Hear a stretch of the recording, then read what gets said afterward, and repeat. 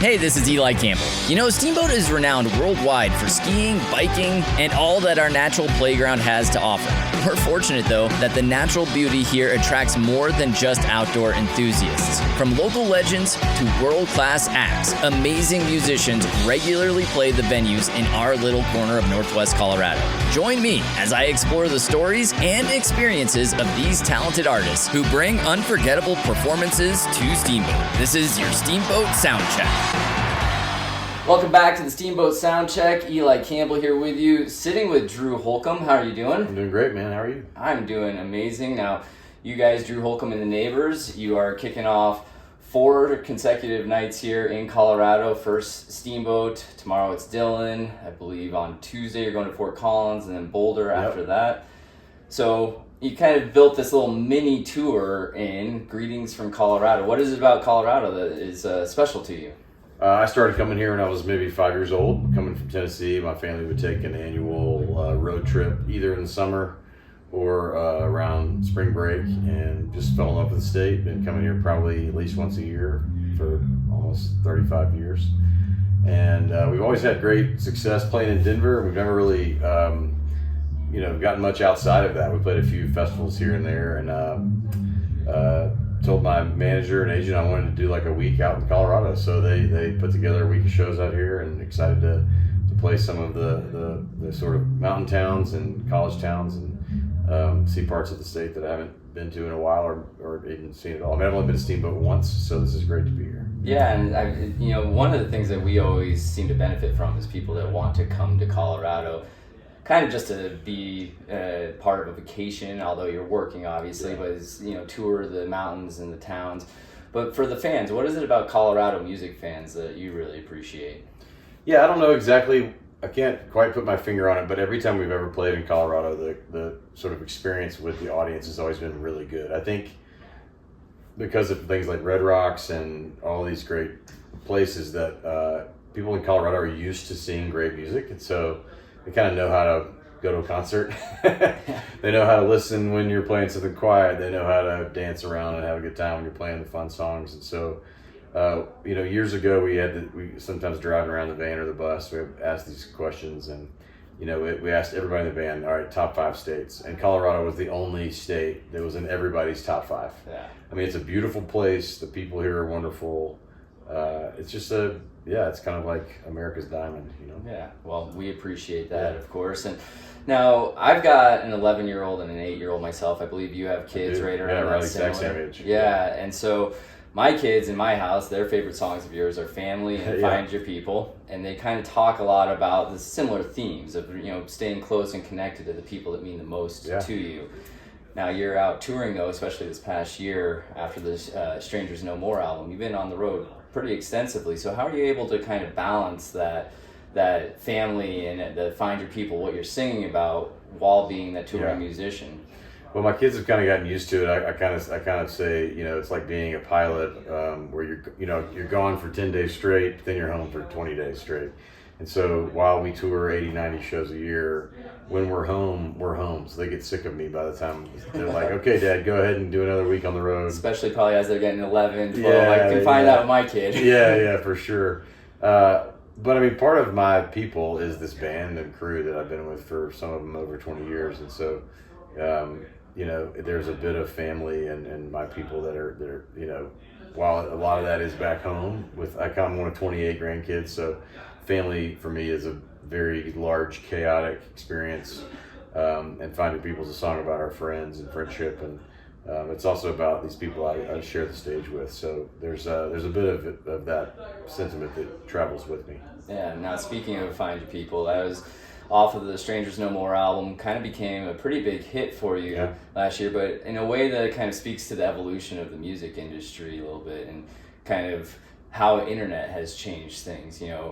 For better or for worse, I take it back to my days in college and Napster, and how that same. I would have never I think we're about the same age. Yeah, exactly. I would have never heard of the band The Gourds if it weren't for Snoop's Gin and Juice, the bluegrass version, going around my dorm on Napster. And then you had kind of the MySpace era, YouTube generation of stars, and now it's TikTok that is getting people either discovered or big boosts, which is kind of what happened with Find Your People. And so I'm sure you're not going into the studio thinking I'm going to write a song that's going to do well in short form video reels, but how has that evolved, the creative process, and what is it like to wake up one day and find out that you're trending?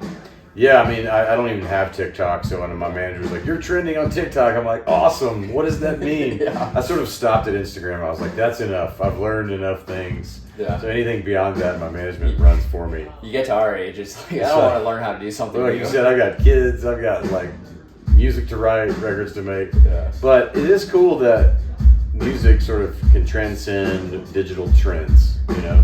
And I do think that while the era of the 5-minute hit, you know, that happened in the 70s and 80s is long gone, there is still an appetite for a hook that sort of says something quickly. One of my favorite songwriters, and one of a lot of people's favorite songwriters, is Tom Petty.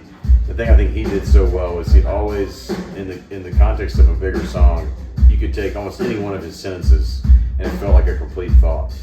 And so I try to write with that in mind. Like I want each line to be part of a greater song, but to be sort of stand up on its own. So you got to find your people, then you'll find yourself.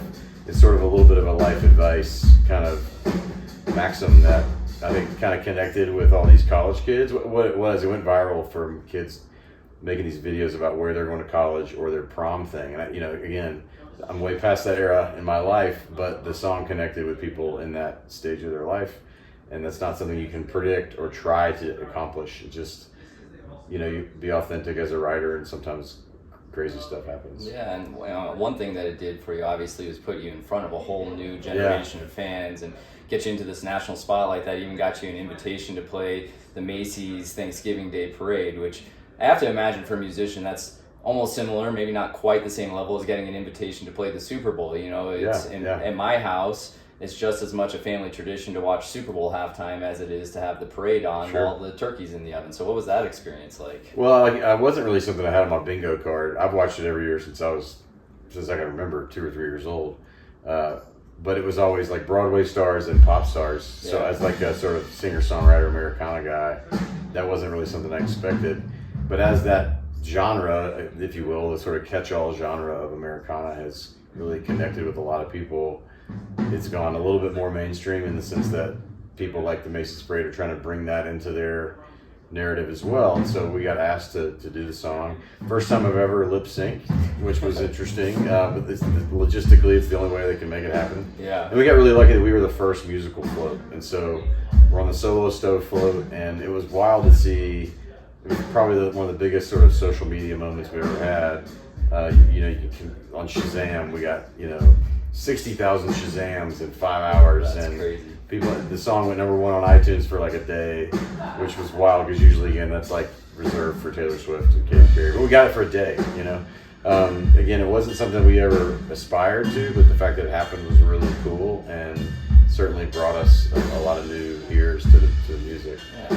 Now, another song off of the album that's been played a lot in my house is Dance With Everybody. You did that one with the National Parks, and they're going to be playing here on September 6th. So, great band. Yeah, talk a little bit about what that collaborative process was like. Yeah, I have a festival in Chattanooga called Moon River Festival, and we had the National Parks 2 or 3 years ago, and they were in one of those early slots, just kind of before they started kind of catching wind, and I went saw part of the show, and the crowd was loving it, and I just thought, man, these guys are great.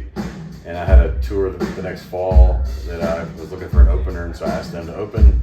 That song came out on the tour I asked them to sing background vocals on it. They ended up doing it every night with us. And it just another thing. It was the commercial for March Madness this year, and so to share that kind of moment in the sun with them was really cool. And they've been really doing well. I put out a couple records since then that have really connected, and their live show is a ton of fun. And yeah, I saw that they're on the calendar, and it's a can't miss show. Yeah, and that's one of the reasons it plays a lot in my house. My son's a huge basketball fan, so March Madness was on all the time. Yes. He loves that song. And so now, of course, that was all part of the Strangers No More album, but when you were recording that, not all of the music made it onto the album. You're actually going to have a follow-up that's Volume 2 is coming out September 12th. Just wonder, when you go into the recording studio and you come out with as much music as you did, what was the kind of process to whittle it down? And did you know immediately, okay, I need to put out a secondary album kind of just to follow this up? Well, I knew that we had made enough for 2 records, and I was very proud of all of them. So it was really a matter of like putting together the first volume of songs. Felt like they kind of fit together, and then we were going to potentially do a whole renaming thing. And everybody was connecting so well with this spirit of this record. We thought we should just make it a second volume because it's from the same sessions that I wrote them around the same time. There's a lot of connective tissue in the recording and in the songwriting. And my favorite thing that happened is that I got an old friend, kind of a legendary guy in Nashville, Vince Gill, played and sang on one of the songs that's coming out on September 12th, and that was kind of a milestone moment for me. And you were able to collaborate with your wife as well with the song that's going to be out there? She's on the song that comes out sometime next week. Yeah. And so now with that though, with it being volume 2, is it going to have kind of the same feeling? As you said, it's the same time frame of writing and obviously recording, or was there a reason that these songs were saved? Is because it's going to just be an evolution of the Strangers No More album? It feels like an evolution. It feels like the first volume was sort of a broader sort of sonic spectrum, and this one's a little bit more, kind of leans in a little bit more of the rock side of what we do, and a little bit less of the sort of folk acoustic side. I mean, there's both on there.